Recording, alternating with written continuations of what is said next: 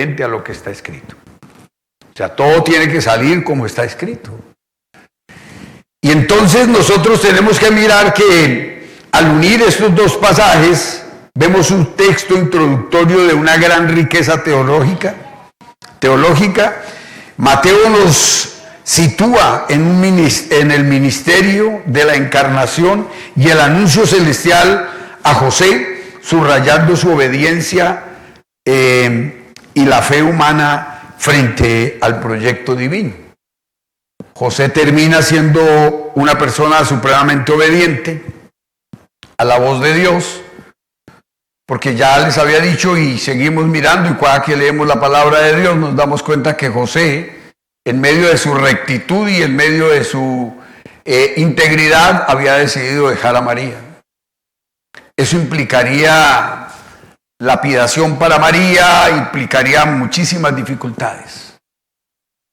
Y ningún ser humano va a convencer a José, porque su suegro hace el esfuerzo de hablar con él, dicen algunos comentarios bíblicos, y es infructuosa su charla con él.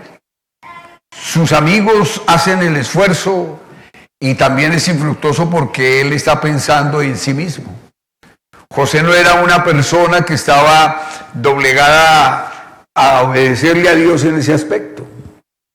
Y todos le decían que lo que había en María era de Dios, pero él no podía creer esa situación. Entonces, ¿qué hace Dios en eso?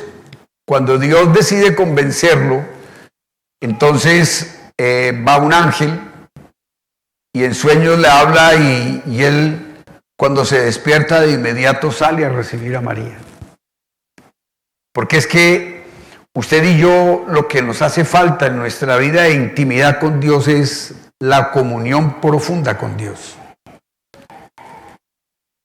José era un hombre temeroso de Dios, era un hombre que amaba a María, pero no estaba dispuesto a pasar ningún tipo de vergüenza, ni estaba dispuesto a sufrir ningún tipo de circunstancia difícil en su vida por causa de eso. Pero cuando una persona es temerosa de Dios y tiene una comunión permanente con Dios, entiende cuando Dios le habla y entiende cuando Dios le muestra lo que tiene que hacer.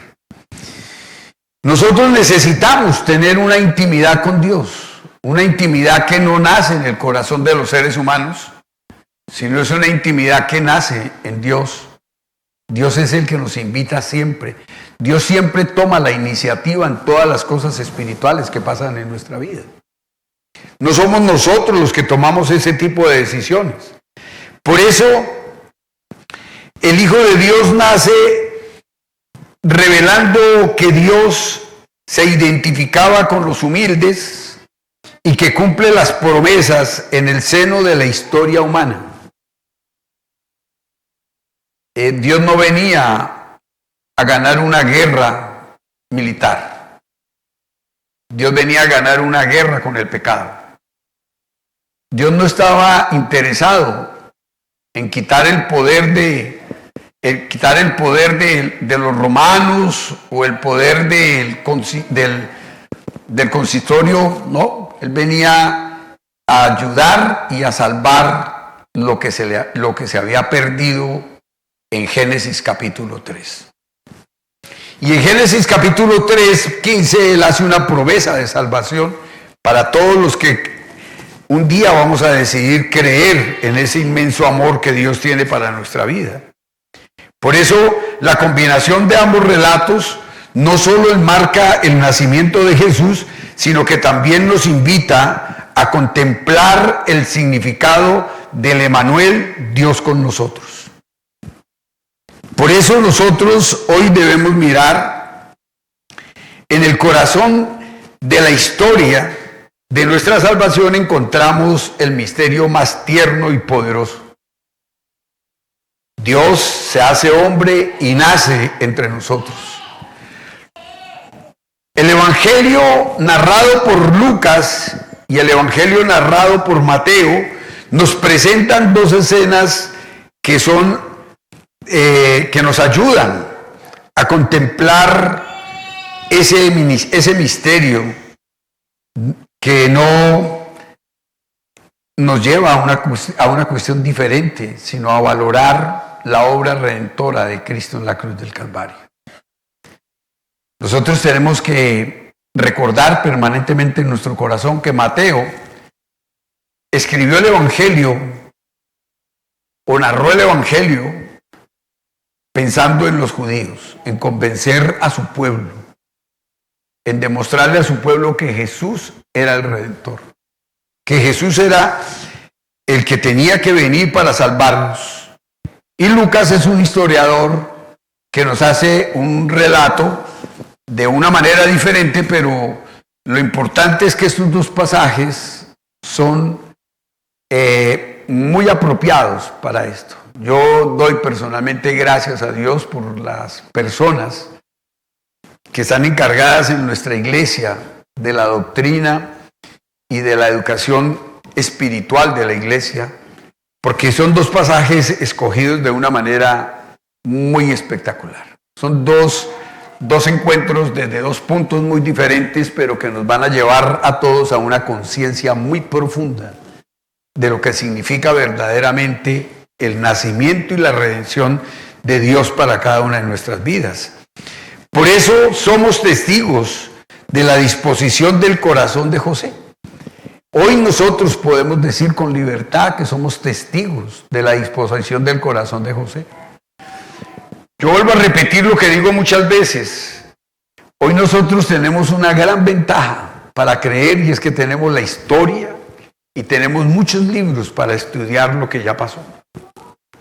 Pero si nos vamos al tiempo en que esto fue escrito, era una verdadera esperanza de fe. Y era una verdadera certeza y una convicción profunda de lo que Dios estaba hablando y estaba haciendo para poder ejercer la autoridad que quería espiritualmente ejercer a través de Jesús en el mundo. Nosotros vemos hoy, si nosotros nos pusiéramos a mirar, no tendríamos por qué tener ningún motivo para dudar, porque tenemos muchas cosas que nos llevan a vivir esa historia.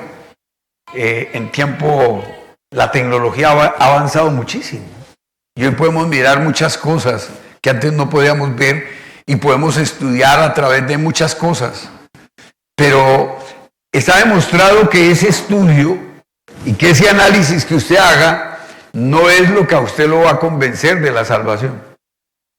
¿Estamos? A usted lo convence de la salvación una comunión que usted tenga íntima con Dios. Si usted no tiene una comunión profunda con Dios, usted podrá seguir leyendo, investigando, y hay entidades que hoy por hoy están dedicadas única y exclusivamente a ver cómo investigan que todo lo que se habla de Jesús es mentira. Y nadie ha podido demostrar nada diferente.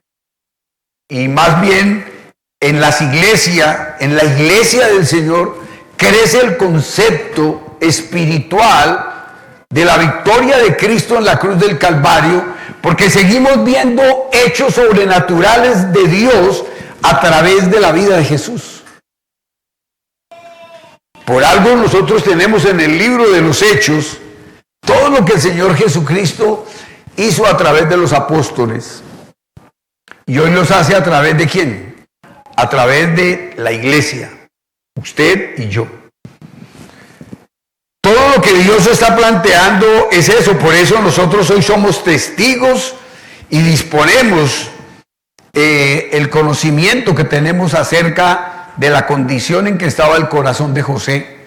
Cuando leemos la Biblia sin leer otra cosa, sino centrarnos en el estudio profundo de la palabra de Dios, aún sin comentarios bíblicos, sino usted en la comunión profunda con Dios para que Dios lo convenza a usted de que es una realidad profunda y una realidad inmensa el nacimiento de Jesús y en la manera como se dio el nacimiento de Jesús, para poderle cumplir a toda la humanidad todo lo que el Señor había prometido y que hoy por hoy estamos mirando que después de más de 2000 años, hoy estamos viendo todavía los resultados que Dios ha hecho a través de este tipo de palabra, de la palabra de Él en nuestros corazones. Por eso, continuando con Lucas capítulo 2, versículo del 1 al 7, la narrativa nos lleva a un marco histórico y humano muy real. José y María suben a Belén, la ciudad del rey David, obedeciendo un edicto de censo, y esa pequeña aldea. Y en esa pequeña aldea surge el acontecimiento más grande de la historia, el acontecimiento más profundo de la historia. ¿Qué pasa? ¿Qué nos muestra esto? Nos muestra que allí, en un humilde pesebre, en una humildad de un pesebre, y es envuelto, el Señor nace y es envuelto en pañales. Y así lo conocen las primeras personas que nos demuestran y nos enseñan que el conocimiento que debemos de tener de Jesús no depende de que estudiemos grandes libros, sino que tengamos una gran comunión con Dios. ¿Estamos? La comunión que se le da, la comunión que le da Dios, por ejemplo, a través de los pastores, es un hecho sobrenatural. Un hecho sobrenatural donde lleva a estos hombres a ir a buscar al rey que acaba de nacer, a buscarlo en un pesebre, y el Señor les dice de una vez cómo lo van a encontrar. Y sin embargo, los judíos no aceptan que Jesús estuviera en esa condición si era el rey de los judíos. Si iba a ser el rey del mundo, debería estar en unas condiciones muy grandes, humanamente, dentro de lo que el ser humano piensa. Pero nadie piensa que la mejor forma para vencer los problemas y las dificultades de la vida de un ser humano es a través de la humildad que Cristo enseñó a través de todos esos 3 años que Él estuvo viviendo entre nosotros. Él solamente enseñó que es a través de la humildad, de la mansedumbre y de una palabra firme y fiel que no nos aparte del concepto de lo que Dios tiene para nuestra vida. Por eso,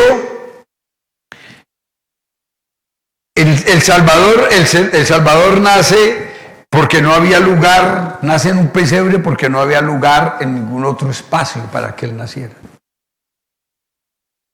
Eso lo podemos analizar nosotros físicamente, pero hoy tenemos que entender que ese es el proyecto de Dios para traer la salvación al mundo, la demostración de la humildad con que debe vivir el ser humano.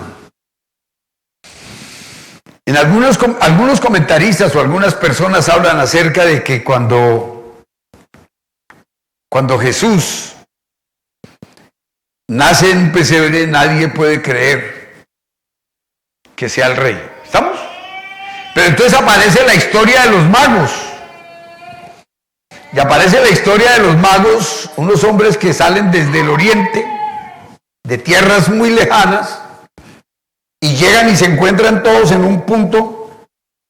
Nadie se puso cita, nadie dijo que era ahí el lugar, y todos vienen guiados por una misma ¿qué? Por una misma estrella.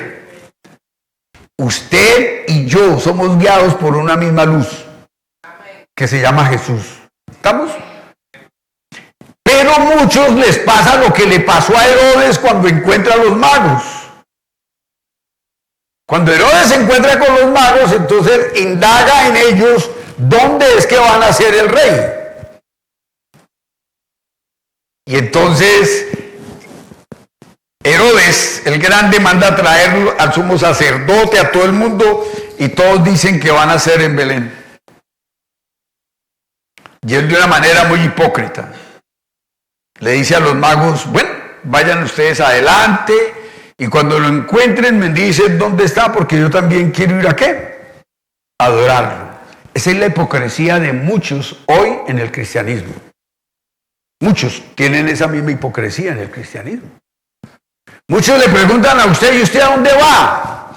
Y usted dice, a tal parte, y todo el mundo dice, deme la ubicación porque yo quiero ir allá. Y yo le mando la ubicación a muchísima gente y no llegan. Así como tampoco nunca llegó Herodes a la ubicación que le dio el sumo sacerdote y le dio la gente. Porque no está interesado en buscar a Dios. Está interesado en demostrar que él sabe que existe Dios, pero no está interesado en mostrar su entrega incondicional a ese Dios maravilloso. Por eso la humildad y la cercanía con cada persona es lo que distingue al rey que estaba naciendo en un pesebre, al rey Herodes que estaba mandando en una nación. Yo no sé usted cómo lo piensa, pero usted también debe entender que para habitar con una gran excelencia y victoria espiritual en su casa, debe habitar en humildad y debe habitar en mansedumbre dentro de todo lo que usted hace. Las manifestaciones de la existencia de Dios en quien creemos tienen que ser una realidad en nuestra vida. Nosotros no podemos seguir siendo hipócritas, hablando de un Dios de amor, hablando de un Dios de misericordia, hablando de que Dios es fiel, que Dios es grande, que Dios es maravilloso, y cuando nos encontramos con un necesitado, y no voy a hablar de necesidades materiales, ¿estamos de acuerdo? Yo determiné una vez colocar un ejemplo y lo puse aquí también y lo voy a repetir hoy. Cuando usted se encuentra con un mendigo, usted siente lástima. Cuando se encuentra con un indigente, usted se lamenta demasiado de la situación. Y usted al mendigo le da y le puede dar, y usted al indigente le puede proveer. Pero yo le pregunto, cuando usted se encuentra con que su hermano en la carne, para que nos duela un poco más, se va a ir para el infierno porque no conoce a Jesús, a quien usted conoce, de quien a usted se le ha hablado permanentemente, y usted no lo puede compartir con él, ¿qué estaba pensando usted con eso? Usted no lo mueve la vida cristiana. A usted lo mueve la necesidad material, pero a usted no lo mueve la necesidad espiritual. Usted sabe que su hermano se va a perder, su hermana, su tío, su abuelito. ¿Y para dónde se va a ir cuando se muera? Para el infierno. Y usted sabe y dice, el infierno, wow. Pero usted no hace nada, porque a usted dice, usted saca muchas excusas para compartir el evangelio. No tiene tiempo, a usted no puede, usted no sé qué. No. Usted necesita entender que el ministerio eterno de Dios, hecho carne, en el nacimiento de Jesús, no fue un evento aislado, ni un evento accidental que pasó. Es algo que todos nosotros necesitamos vivir y experimentar en nuestra vida personal. Por eso, en el mundo donde los hombres buscan grandeza, Dios muestra su gloria y se revela en humildad. Su poder se manifiesta en debilidad y su salvación llega no desde palacios ni desde sitios extravagantes, sino llega desde un pesebre, desde un sitio muy humilde. Usted tiene que reaccionar. Estamos frente a una celebración que el mundo quiere hacernos creer que es el nacimiento de Jesús, cuando esa no es la realidad de la natividad. ¿Estamos? El nacimiento de Jesús no lo vamos a encontrar en un centro comercial. El nacimiento de Jesús no lo vamos a encontrar en una cena especial que hagamos. El nacimiento de Jesús lo vamos a encontrar cuando entendamos que el arrepentimiento nos conduce a ser libres del pecado y de la maldad. De lo contrario no va a pasar nada en nuestra vida. Entonces vamos a empezar a estudiar esta mañana. Este tema lo vamos a tratar en 3 puntos importantes y voy a comenzar con el primer punto en este momento, mirando que hay una excelente lección. Les dije ahora hace un ratico, y quiero decirles hoy que una vez más, para entrar a estudiar más el hecho del nacimiento de Jesús, es una excelente elección haber unido Lucas capítulo 2, del 1 al 7, en el censo y el pesebre, con Mateo 1, 18, 25, el nacimiento virginal en el nombre de Jesús, y que porque revela la soberanía divina y el cumplimiento profético, mostrando que Jesús, el Mesías prometido, lo narra Mateo, y es el Salvador humilde y universal, y Lucas, cuyo nacimiento en Belén fue orquestado por un edicto imperial, cumpliendo el plan de Dios a pesar de las circunstancias. Entonces nosotros tenemos que mirar que tanto Mateo 1 como Lucas 2 no son meras narrativas de un nacimiento, sino la culminación de un hecho sobrenatural, y es la venida del Mesías prometido, y que el hijo de David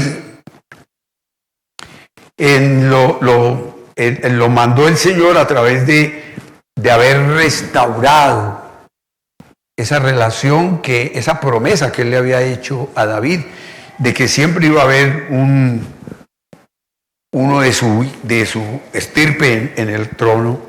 Y por eso el profeta Isaías menciona el nacimiento de Jesús, y por eso Yahvé nos habla acerca del llamado de Cristo de una manera muy importante, dejándonos ver que Él es el Salvador que rescata al pueblo del pecado. A eso vino Jesús. Y entonces vamos a mirarlo, vamos a empezar leyendo la primera parte, el primer punto, el nacimiento del Rey anunciado y preparado por Dios. Lucas capítulo 2, vamos a leer del 1 al 5 y vamos a hacer un análisis de esto. Aconteció en aquellos días que se promulgó un edicto de parte de Augusto César, que todo el mundo fuese empadronado. Este primer censo se hizo siendo Cirenio gobernador de Siria, e iban todos para ser empadronados, cada uno a su ciudad. Y José subió de Galilea, de la ciudad de Nazaret, a Judea, a la ciudad de David, que se llama Belén, por cuanto era de la casa y familia de David. Y para ser empadronado con María, su mujer, desposada con él, la cual estaba encinta. Cuando nosotros miramos el primer versículo, entonces tenemos que recordar que el Señor, que aconteció en aquellos días, que se promulgó un edicto para que se cumpliera que el Señor Jesús naciera en Belén, porque Él estaba viviendo ¿dónde? En Nazaret, y tenía que ir a censarse a Belén. Belén, un pequeño pueblo donde nadie esperaba que saliera mucha cosa de allí. Y entonces cuando ellos llegan allí, Entonces tenemos que empezar a mirar que el decreto del César, Augusto César gobierna, pero Dios dirige. En eso quiero que seamos claros y que ustedes sí puedan notar, porque es que Augusto César era el gobernante en ese momento, un gobernante del mundo, un gobernante muy posesionado de sus cosas, pero Dios dirige. Dios lo mandó a hacer un censo, por ejemplo.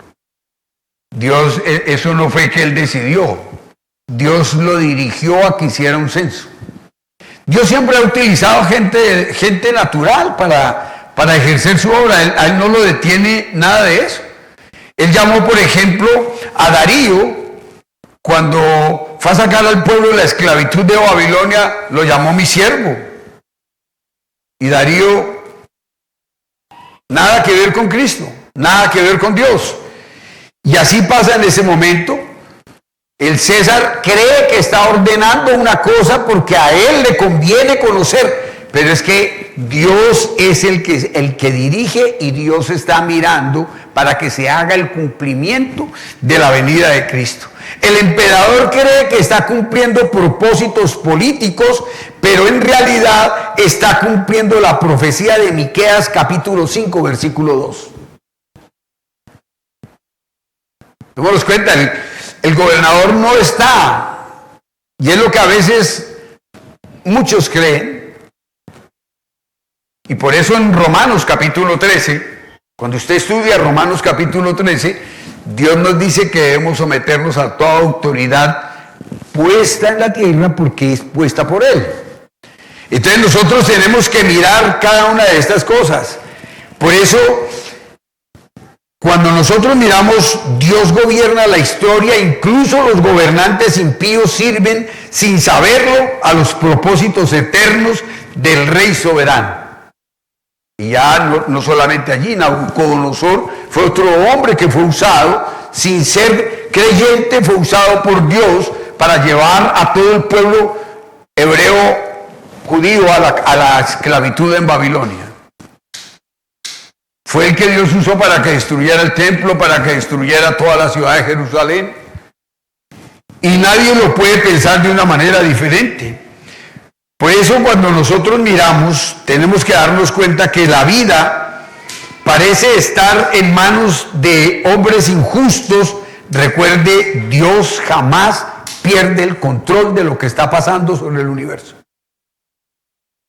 Dios nunca pierde el control. Y usted y yo estamos dentro de ese control divino. Así veamos las cosas como las veamos, y así pensemos que van a ocurrir como ocurrirán, no. Estamos pensando y creyendo que la voluntad de Dios, la que descubrimos en su palabra, es la que tiene que darnos esperanza y es la que tenemos que esperar. No es otra cosa. Sí, tenemos que vivir en un mundo caído del pecado. Tiene toda la razón. Tenemos que vivir en ese mundo caído del pecado. Pero jamás Dios aparta el control. En los versículos 4 y 5, José y María viajan a Belén, y José subió de Galilea a la ciudad de Nazaret, a Judea, a la ciudad de David, que se llama Belén, por cuanto era la casa y familia de David, para ser empadronado con María, su mujer, desposada con él, la cual estaba encinta. José es descendiente de David. Entonces ahí tenemos que darnos cuenta por qué el ángel va y le dice que tiene que aceptar lo que está pasando en la vida de María. Simplemente Dios hace que su palabra se cumpla. Simplemente Dios hace que su palabra se cumpla. Entonces José es descendiente de David, conexión directa con las promesas mesiánicas. En 2 de Samuel, capítulo 7, versículo 12 al 16, la Biblia nos dice de la siguiente manera: cuando tus días sean cumplidos y duermas con tus padres, yo levantaré después de ti a uno de tu linaje, el cual procederá de tus entrañas, y afirmaré su reino. Él edificará casa a mi nombre, y yo afirmaré para siempre el trono de su reino. Yo le seré a él padre, y él me será a mi hijo. Y si le hiciere mal, yo le castigaré con vara de hombre, y le azotaré y con azotes de hijo de hombre, pero mi misericordia no se apartará de él, como me aparté y separé a Saúl de mi camino, el cual quité de delante de ti. Y será afirmada tu casa y tu reino para siempre delante de tu rostro. Tu trono será estable eternamente. Cuando nosotros miramos cómo está enlazado el Antiguo Testamento con el Nuevo Testamento, y el cómo nosotros vamos a vivir esas experiencias gloriosas que Dios anunció mucho tiempo antes, debemos entender que desde Génesis capítulo 3, versículo 15, Dios anunció la venida de Jesús. Dios anunció la venida de un Redentor. Dios anunció la venida de un Salvador. Por eso entonces María estaba encinta por el Espíritu Santo, prueba irrefutable de la encarnación divina. No hay ninguna otra prueba que podamos tener. José respetó lo que el ángel le pidió. No podía tocar a María hasta que el rey naciera, porque no podía nacer contaminado de pecado, porque no podía heredar el pecado de Adán, porque Él es santo desde la eternidad y hasta la eternidad. Nosotros tenemos que darnos cuenta que el Mesías debía nacer del linaje de David y nacer de una virgen. Isaías 7:14 nos dice de la siguiente manera: por tanto el Señor mismo os dará señal, y he aquí que la Virgen concebirá y dará a luz un hijo, y llamará su nombre Emmanuel. Y Dios cumple cada detalle perfecta y soberanamente. Dios viene cumpliendo todo lo que Él prometió, porque es un Dios inmutable. Usted y yo lo sabemos. Por eso les digo que es que en esa época, cuando se escribió todo esto, era muy difícil creer. Hoy nosotros tenemos historia, tenemos muchos recursos para hacer investigaciones, pero muchas veces, tristemente, en vez de llevarnos más a Dios, nos separa más de Dios. Porque comenzamos a mirar cosas y a querer arreglar las cosas que Dios ha planteado. Y por eso ninguno de nosotros puede hacer las cosas diferente a lo que Dios ha planteado. Miramos una historia de Jesús cuando sana al paralítico de Betesda después de 38 años de estar en la piscina de Betesda. Jesús sana a este hombre. Dese cuenta que hay dos palabras que el Señor Jesús usaba. A muchos el Señor les decía: eres sano. Y a otros les decía: ¿eres qué? Salvo. Ese paralítico era sano, pero no era salvo. Por eso cuando a él le preguntan: hoy es día de reposo, ¿usted qué hace con esa cama caminando por todas partes? Y él dice: el que me sanó me dijo: levántate, toma tu lecho y vete. ¿Estamos de acuerdo? Obediente el muchacho a morir. ¿Estamos de acuerdo? Mejor dicho, muy obediente. Pero entonces, ese tipo, como nunca había caminado, cuando empieza a caminar se vuelve loco. Y eso ocurre con gran frecuencia en el mundo natural, con la plata, por ejemplo. ¿Por qué creen que existen tantas bancas en la ciudad? Todo el mundo esperando volverse rico de la noche a la mañana. Y si sumaran todo lo que han invertido, habrían tomado leche todos los días. pero muchas veces han dejado de comer lo que tenían que comer por estar mirando a ver cómo se vuelve rico de la noche a la mañana. Y a este hombre le pasó eso, él salió y se volvió loco. Y entonces el Señor Jesús se lo encuentra en el templo otra vez. Y le dice, oiga, acuérdate que yo te sané. Apártate del pecado porque te van a venir cosas, ¿qué? Peores. Entonces él salió, él se apartó, pero no del pecado, sino de Jesús. Se fue rápido a decirle a los fariseos quién era el que lo había sanado. Y por eso era que buscaban a Jesús para matar. ¿Qué pasó con ese paralítico? ¿Se salvó? No, él murió crucificado. Y a usted muchas veces el Señor ya lo ha sanado. Y no estamos hablando solamente de la sanidad de las enfermedades. Lo ha sanado. ¿Cuántos han recibido sanidad económica, sanidad emocional? Y sin embargo, por no apartarse del pecado, su caída cada vez es ¿qué? Peor. Pero por ejemplo tenemos el otro caso contrario, y es cuando la mujer del flujo de sangre, 12 años, entiende que si ella toca el manto de Jesús va a ser ¿va a ser qué? Sana. Ella no piensa en la salvación, ella piensa en la sanidad. Y va y hace todo lo que dice la Escritura. Cuando usted lee ese pasaje, ella se va agachada, va y toca el manto de Jesús. Y Jesús lo llevaba a la multitud porque iba para la casa de Jairo, el que cuidaba la sinagoga, el que hablaba en la sinagoga, y porque la niña se estaba muriendo. Y Jesús para y dice, ¿quién me ha tocado? Y los apóstoles mismos le dicen, pero Señor, lo traen casi alzado la gente y usted dice que ¿quién lo ha tocado? Y el Señor dice, he sentido salir ¿qué? Poder de mí. Yo pregunto si su oración hace que salga poder del corazón de Cristo para su vida. O usted ora por orar. Usted ora porque tiene que cumplir, porque tiene que orar. Pero usted se concentra en su oración y habla con transparencia delante de Dios para que pueda hacer ¿qué?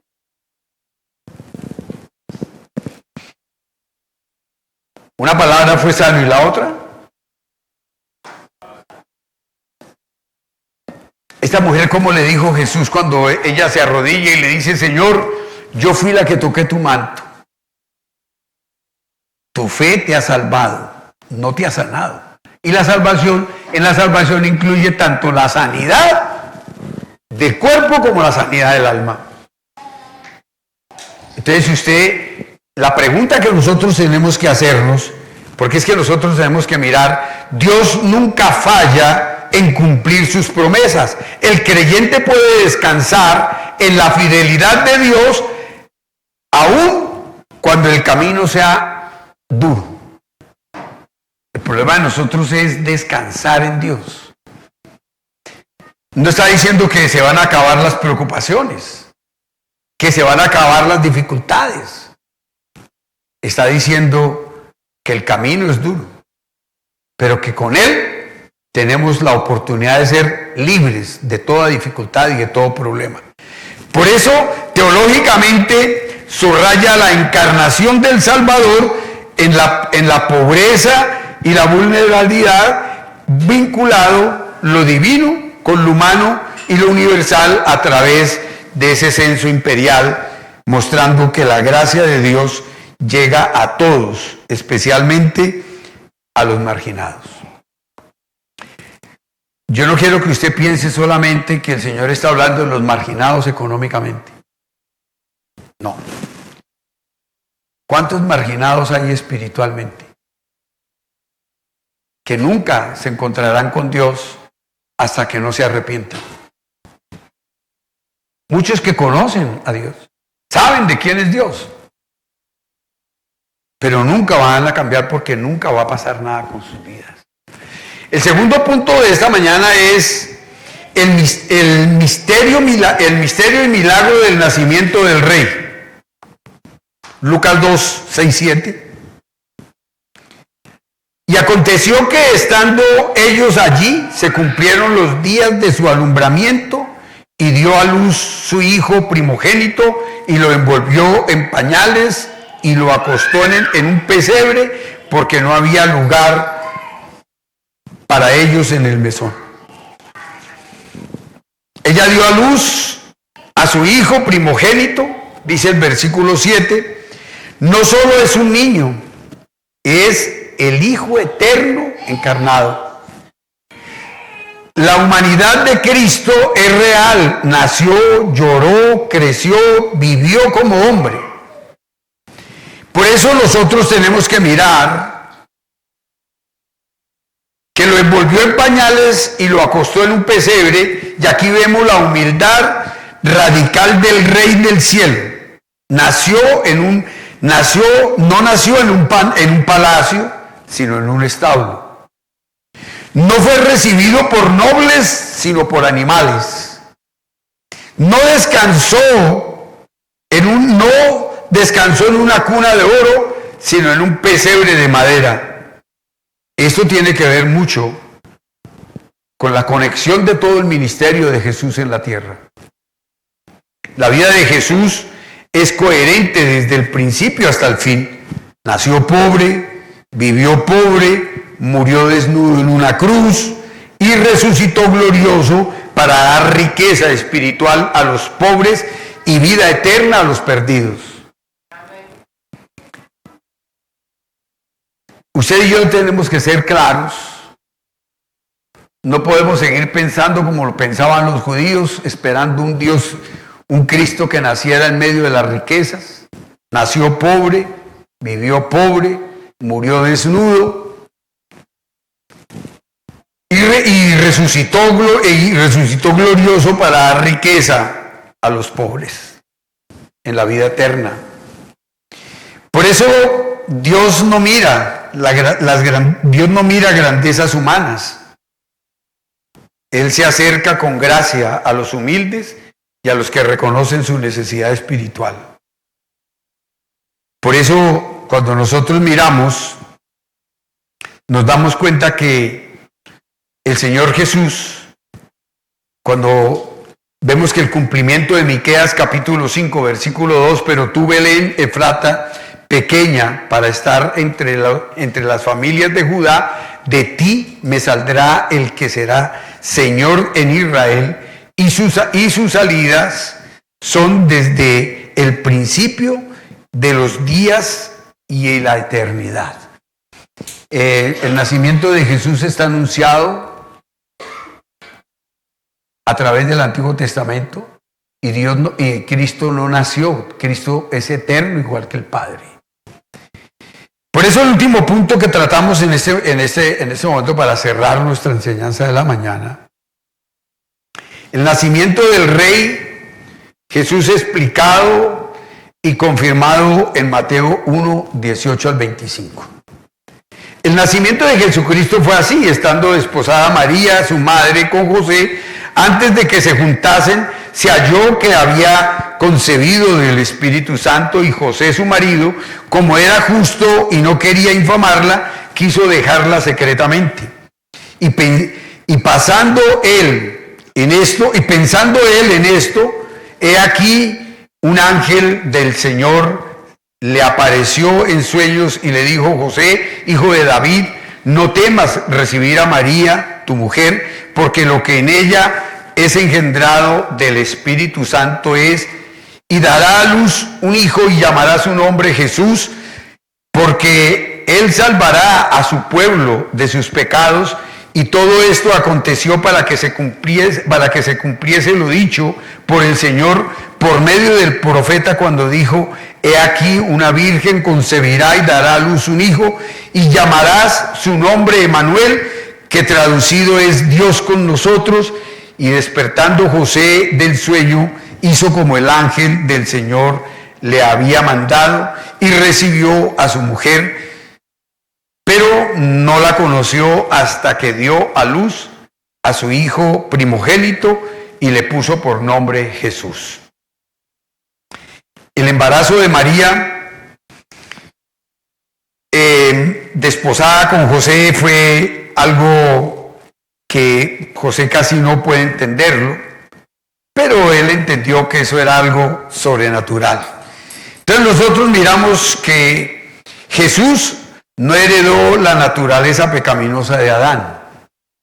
Por eso su nacimiento virginal, y por eso José no está con ella, no la conoce a ella hasta después del nacimiento de Jesús. Su origen es divino y su naturaleza es santa. Su misión es salvar pecadores, no formar parte de ellos.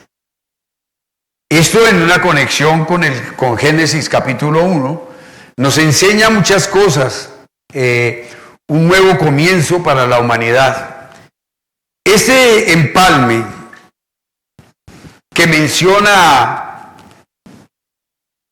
mencionas es crucial porque subraya cómo el mismo Espíritu de Dios, que al principio dio vida a la humanidad en Génesis capítulo 1, ahora está presente en el nacimiento de Jesús, trayendo el nuevo comienzo para la humanidad.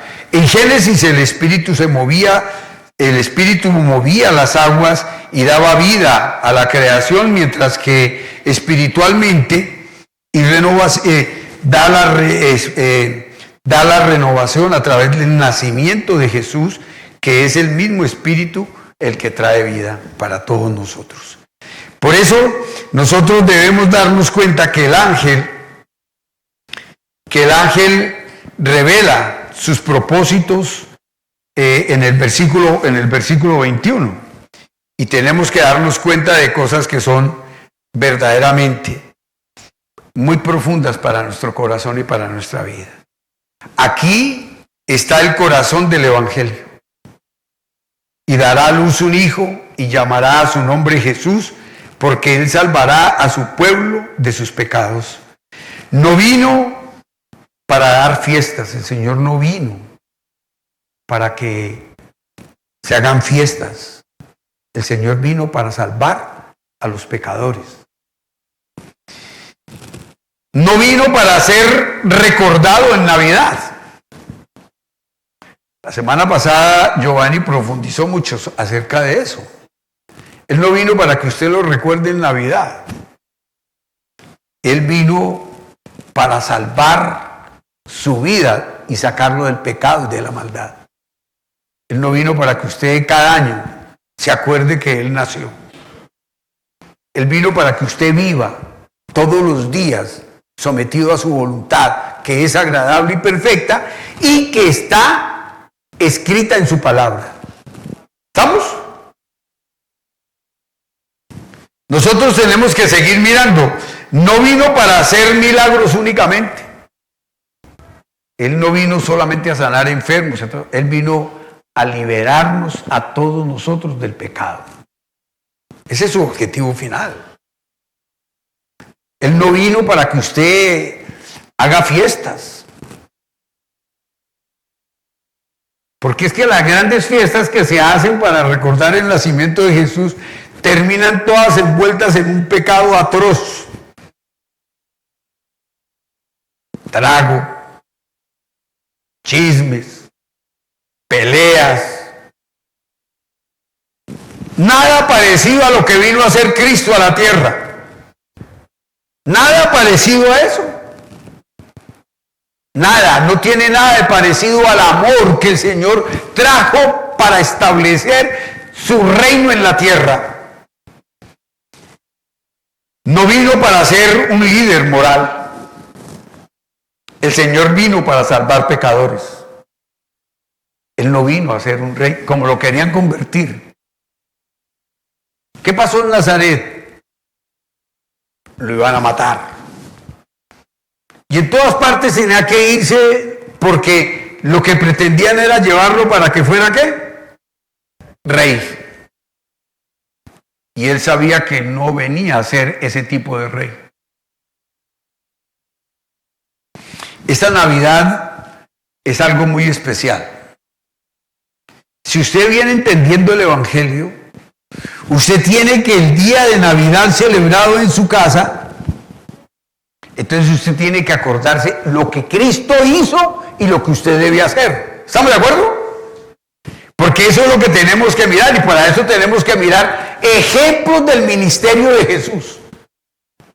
Y usted debería llenarse de fortaleza. Y el día que celebran la Navidad en su casa, hablarle a su familia acerca del perdón y del arrepentimiento. Hablarle a su familia acerca de abandonar el pecado. Acerca de abandonar la maldad.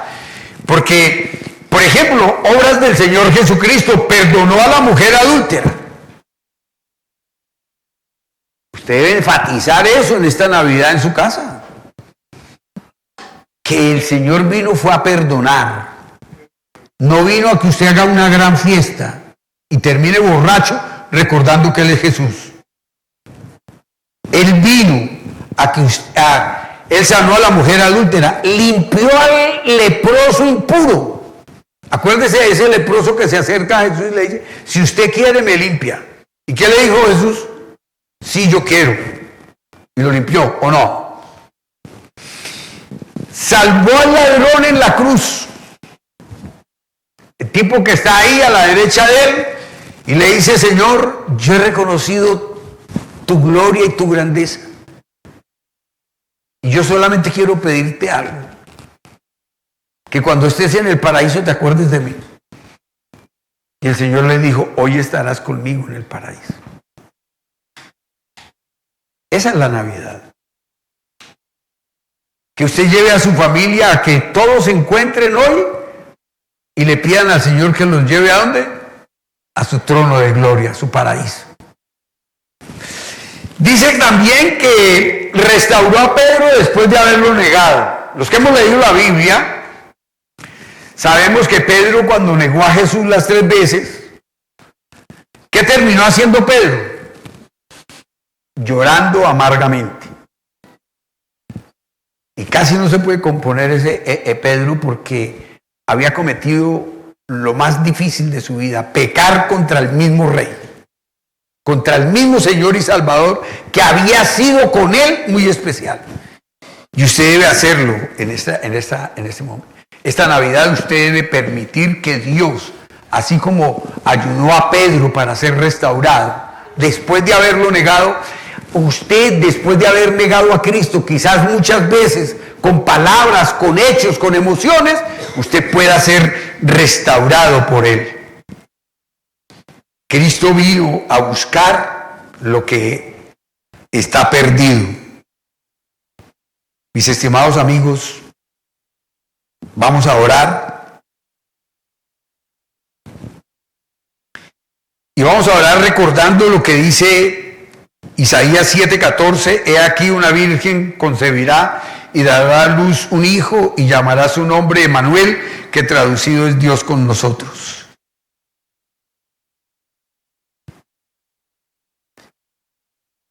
Qué importante que usted y yo podamos obedecer como obedeció José. Así como María creyó, José obedeció. Qué importante, la fe verdadera produce sumisión, confianza y obediencia. Y usted hoy, igual que yo, debemos ir a entender lo que Cristo hizo por nuestra vida. Primero, quiero que nos pongamos en pie y comencemos a orar. Y miremos 5 puntos que quiero que usted aplique y yo aplique a mi vida. El nacimiento del Rey Jesús revela, primero, la soberanía de Dios sobre la historia. La humildad de Cristo que dejó su gloria para salvarnos. El propósito eterno del Evangelio para salvar pecadores, la presencia permanente de Dios con su pueblo, la necesidad de responder con fe y obediencia.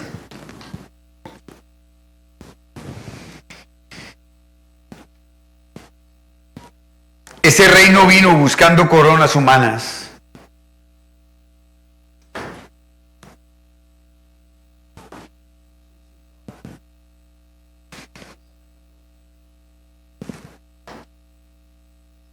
Ese rey vino buscando corazones arrepentidos.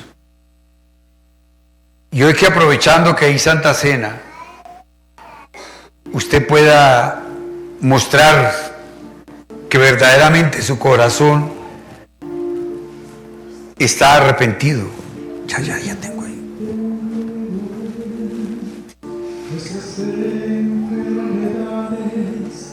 Y sufrió nuestros dolores, y nosotros le tuvimos por azotado,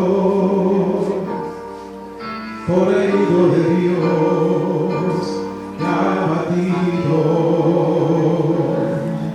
Ciertamente llevó él nuestras enfermedades y sufrió nuestros dolores, y nosotros le tuvimos por azotado, por herido de Dios y abatido. Mas herido fue por nuestras rebeliones, morido por nuestros pecados. El castigo de nuestra paz fue sobre él, y por sus llagas fuimos nosotros curados.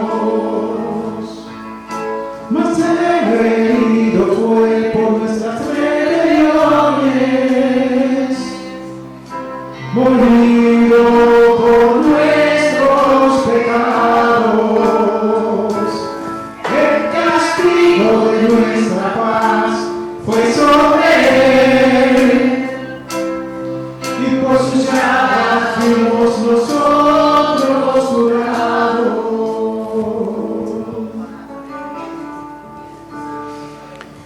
Yo quiero invitarles a que en este momento el nacimiento de Jesús no ocurre sino para venir a cumplir una obra de arrepentimiento y fe en cada uno de nuestros corazones. Debe existirla. Él vino a traer lo que nadie nos puede dar: el perdón de nuestros pecados, el pagar la deuda que teníamos como pecadores, y experimentar el amor y la misericordia de ese Dios maravilloso. Este Jesús nació para morir en la cruz y resucitar para darnos vida eterna. A los creyentes, al Rey, adoren, para que adoremos al Rey con obediencia y humildad y confianza. A los no creyentes, hoy el Rey que nació en un pesebre quiere nacer en su corazón mediante una fe y arrepentimiento. Usted hoy puede hacer ese paso de nacimiento en la fe. Puede confesar con sus labios que Jesucristo es el Señor. Puede confesar con sus labios que usted lo necesita a Él. Y puede dejarle ver a Él el hambre y sed que tiene por experimentar ese amor sobrenatural que llenará su corazón y sanará todas las cosas que hay en su alma. Hoy debemos experimentar que Dios está con nosotros y que esta doctrina nos invita a meditar en el profundo significado de la natividad. La encarnación de Dios no es solo un acto histórico, sino es un acto de amor divino y transforma la historia humana. Jesús no vino simplemente a dar un ejemplo de moralidad o de liderazgo, vino a la misión de salvar a los pecadores, revelando la gloria de Dios en la humanidad a través de la humildad y nuestra debilidad para el sacrificio. Debemos rendir nuestras vidas y entender que el sacrificio está incluido en la gran comisión, en el poder ser salvos, porque Dios no nos está prometiendo quitar toda dificultad y problema de nuestra vida. Usted hoy debe levantar su corazón y adorar y alabar a ese Dios maravilloso. El Señor no vino a buscar honra terrenal, sino corazones arrepentidos y dispuestos a seguirlo en obediencia. Por eso es que nuestra vida debe rendirse ante la presencia de ese Dios maravilloso.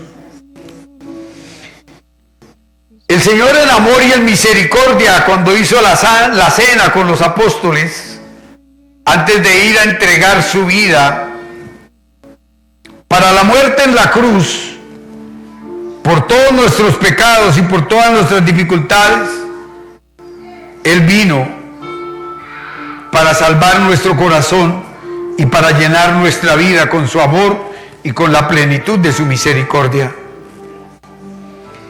Por eso Él nos pide que cuando hagamos esta cena, recordemos la muerte y resurrección de Cristo en la cruz del Calvario, su ascenso a los cielos para sentarse a la diestra del Padre, y de allí depende el que usted deje que Jesús se siente en el trono de su vida, que Jesús empiece a transformar su corazón, que Jesús comience a transformar su vida, para que la gloria de Dios sea manifestada de una manera sobrenatural en corazones que hoy se arrepienten. Tomamos el pan y vamos a comer el pan pensando en el arrepentimiento de nuestra vida, lo que significó Cristo entregado en la cruz del Calvario para cada uno de nosotros. Comamos el pan.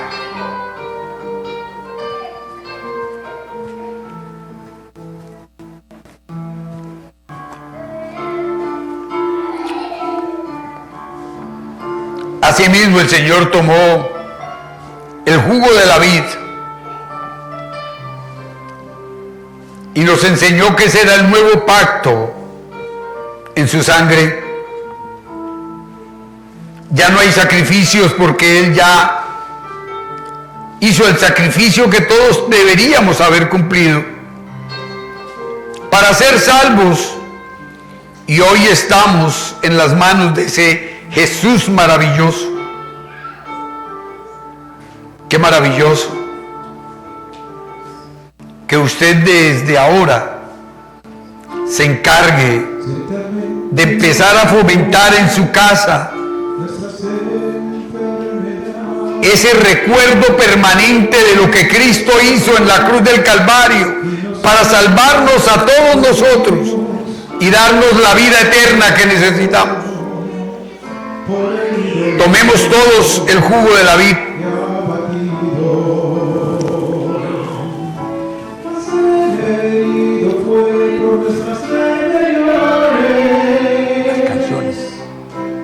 Las canciones de alabanza.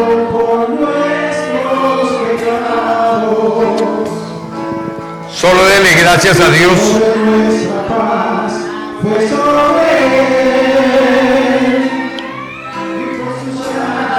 Solo levante su corazón y adore a ese Dios maravilloso.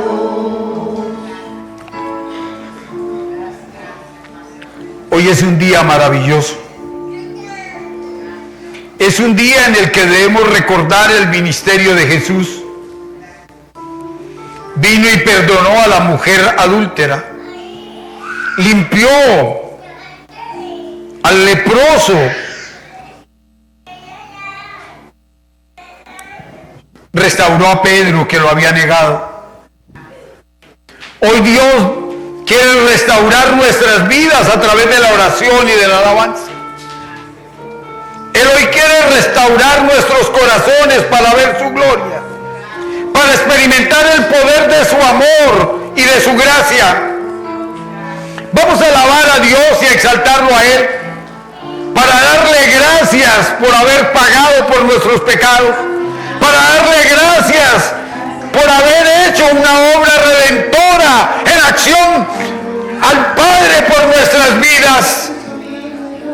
Y dígale: Señor, muchas gracias por tu amor, muchas gracias por tu misericordia, Padre. Levantamos hoy nuestros corazones para adorarte, para exaltarte, para glorificarte, Dios poderoso y maravilloso.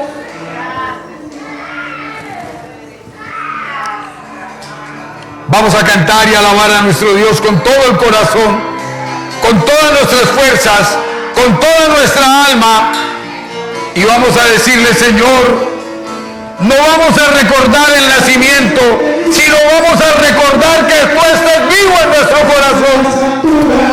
Santo aquí en la tierra, santo en el pesebre, santo en el sepulcro, santo es su sangre derramada en la cruz. Santo es el que vive, santo es el que reina, santo en las alturas, santo aquí en la tierra, santo en el pesebre, Santo en su corazón, santo en su vida, santo para llevarte a experimentar sanidad total en su corazón. Gloria a tu nombre, Señor. Hoy te alabamos y te bendecimos, Padre. Hoy reconocemos todo tu poder y tu gloria, Señor. Hoy entregamos nuestras cargas delante de ti, Señor. Hoy te entregamos las preocupaciones y las dificultades de nuestra vida.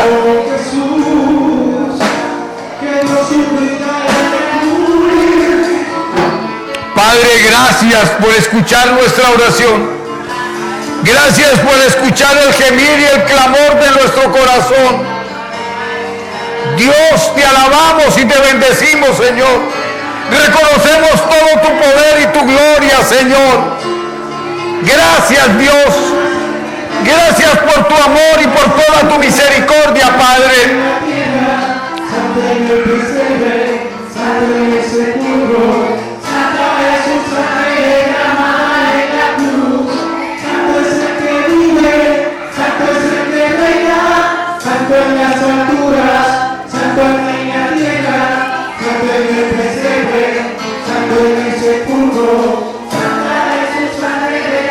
Santo en su corazón y en su vida.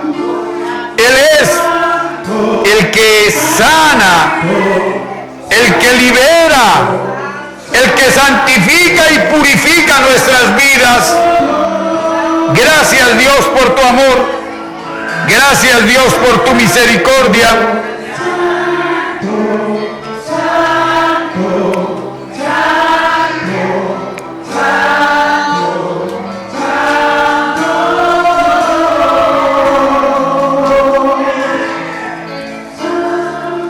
Gracias, Dios, por tu amor. Gracias, Dios, por tu misericordia. Gracias, Dios, por tu infinito poder de victoria.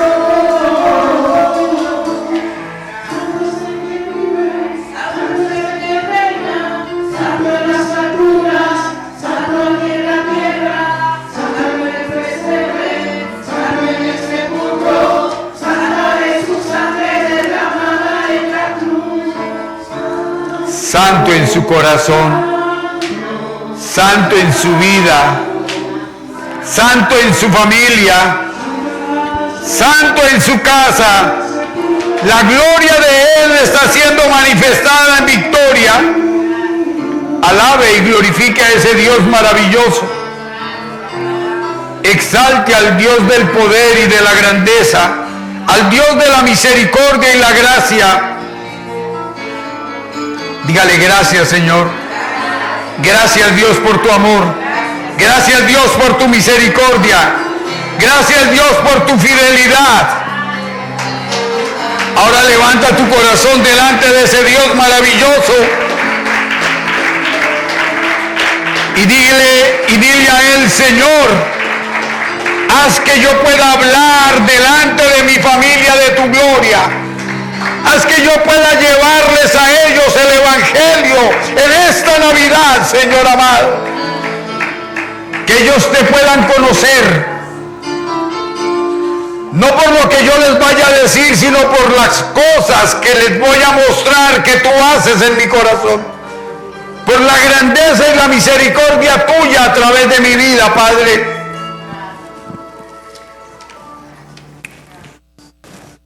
Te damos gracias, Dios, por tu amor y por tu misericordia. Oramos por las personas que estuvieron de cumpleaños. Oramos por Karina Funder en este tiempo. Y le damos gracias a Dios por su amor y por su misericordia.